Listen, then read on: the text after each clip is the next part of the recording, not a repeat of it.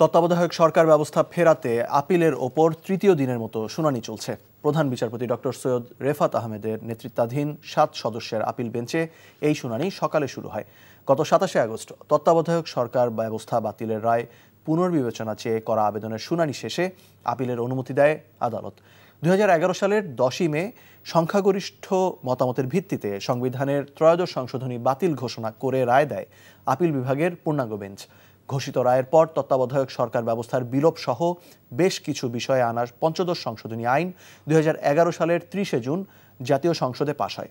5 আগস্টের পর বিএনপি মহাসচিব, জামায়াতের সেক্রেটারি জেনারেল ও বদিউল আলম মজুমদার সহ 8 জন রিভিউ আবেদন করেন।